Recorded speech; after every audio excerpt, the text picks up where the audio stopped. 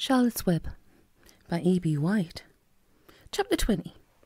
The Hour of Triumph. Special announcement, said the loudspeaker in a pompous voice. The management of the fair takes great pleasure in presenting Mr. Homer L. Zuckerman and his famous pig. The truck bearing this extraordinary animal is now approaching the infield. Kindly stand back and give the truck room to proceed. In a few moments, the pig will be unloaded into the special judging ring in front of the grandstand, where a special award will be made. Will the crowd please make way and let the truck pass? Thank you. Wilbur trembled when he heard this speech. He felt happy but dizzy. The truck kept along slowly in low speed. Crowds of people surrounded it, and Mr. Arable had to drive very carefully in order not to run over anybody. At last he managed to reach the judges' stand. Avery jumped out and lowered the tailgate. "I'm scared to death," whispered Mrs. Zuckerman. "Hundreds of people are looking at us." "Cheer up," replied Mrs. Arable. "This is fun." "Unload your pig, please," said the loudspeaker. "All together now, boys," said Mr. Zuckerman. Several men stepped forward from the crowd to help lift the crate. Avery was the busiest helper of all. "Tuck your shirt in, Avery," cried Mrs. Zuckerman, "and tighten your belt. Your pants are coming down." "Can't you see I'm busy?" replied Avery in disgust. "Look," said Fern, pointing. "There's Henry."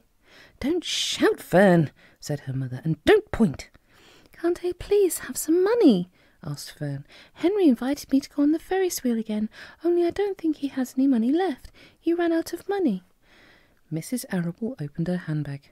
"Here," she said. "Here's 40 cents. Now don't get lost, and be back at our regular meeting place by the pig pen very soon." Fern raced off, ducking and dodging through the crowd in search of Henry. "The Zuckerman pig is now being taken from his crate," boomed the voice at the loudspeaker. "Stand by for an announcement." Templeton crouched under the straw at the bottom of the crate. "What a lot of nonsense," muttered the rat. "What a lot of fuss about nothing." Over in the pig pen, silent and alone, Charlotte rested. Her 2 front legs embraced the egg-sack. Charlotte could hear everything that was said on the loudspeaker. The words gave her courage. This was her hour of triumph. As Wilbur came out of the crate, the crowd clapped and cheered. Mr. Zuckerman took off his cap and bowed. Lurvy pulled his big handkerchief from his pocket and wiped the sweat from the back of his neck. Avery knelt in the dirt by Wilbur's side, busily stroking him and showing off. Mrs. Zuckerman and Mrs. Arable stood on the running board of the truck. "Ladies and gentlemen," said the loudspeaker, "we now present Mr. Homer L. Zuckerman's distinguished pig.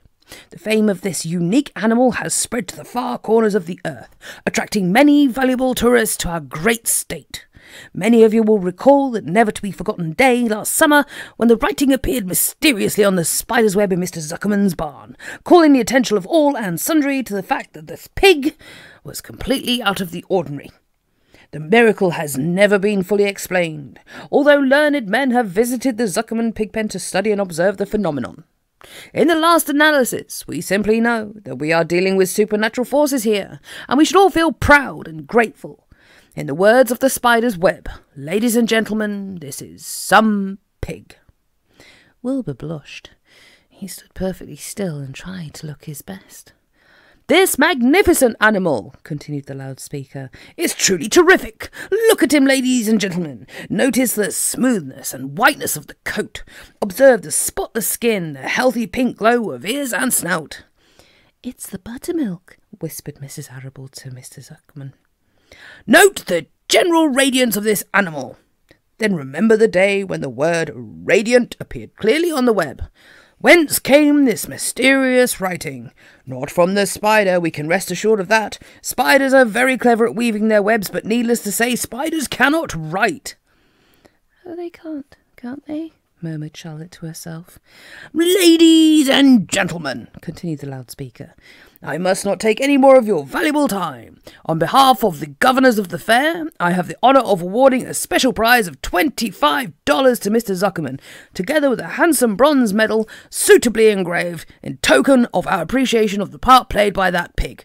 This radiant, this terrific, this humble pig in attracting so many visitors to our great county fair."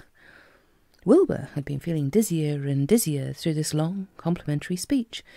When he heard the crowd begin to cheer and clap again, he suddenly fainted away. His legs collapsed, his mind went blank, and he fell to the ground unconscious. "What's wrong? What's wrong?" asked the loudspeaker. "What's going on, Zuckerman? What's the trouble with your pig?" Avery was kneeling by Wilbur's head, stroking him, and Mr. Zuckerman was dancing about, fanning him with his cap. "He's all right," cried Mr. Zuckerman. "He gets these spells. He's modest and he can't stand praise."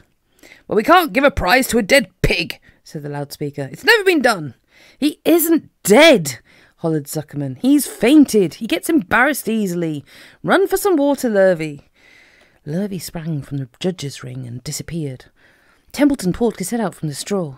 He noticed that the end of Wilbur's tail was within reach. Templeton grinned. "I'll tend to these," he chuckled. He took Wilbur's tail in his mouth and bit it, just as hard as he could bite. The pain revived Wilbur. In a flash he was back on his feet. "Ouch!" he screamed. "Hooray!" yelled the crowd. "He's up! The pig's up! Good work, Zuckerman! That's some pig!" Everyone was delighted. Mr. Zuckerman was the most pleased of all. He sighed with relief. Nobody had seen Templeton. The rat had done his work well. And now one of the judges climbed into the ring with the prizes. He handed Mr. Zuckerman 2 $10 bills and a $5 bill. Then he tied the medal around Wilbur's neck. Then he shook hands with Mr. Zuckerman while Wilbur blushed. Avery put out his hand and the judge shook hands with him too. The crowd cheered. A photographer took Wilbur's picture. A great feeling of happiness swept over the Zuckermans and the Arrables. This was the greatest moment in Mr. Zuckerman's life. It is deeply satisfying to win a prize in front of a lot of people. As Wilbur was being shoved back into the crate, Lurvy came charging through the crowd carrying a pail of water. His eyes had a wild look. Without hesitating a second, he dashed the water at Wilbur. In his excitement, he missed his aim, and the water splashed all over Mr. Zuckerman and Avery. They got soaking wet. "Goodness sake!" bellowed Mr. Zuckerman, who was really drenched. "What ails you, Lurvy? Can't you see the pig is all right?" "You asked for water," said Lurvy meekly. "I didn't ask for a shower bath," said Mr. Zuckerman. The crowd roared with laughter. Finally, Mr. Zuckerman had to laugh too. And of course Avery was tickled to find himself so wet, and he immediately started to act like a clown. He pretended he was taking a shower bath. He made faces and danced around and rubbed imaginary soap under his armpits. Then he dried himself with an imaginary towel. "Avery, stop it!" cried his mother. "Stop showing off!" But the crowd loved it. Avery heard nothing but the applause. He liked being a clown in a ring, with everybody watching in front of a grandstand. When he discovered there was still a little water left in the bottom of the pail, he raised the pail high in the air and dumped the water on himself and made faces. The children in the grandstand screamed with appreciation. And at last things calmed down.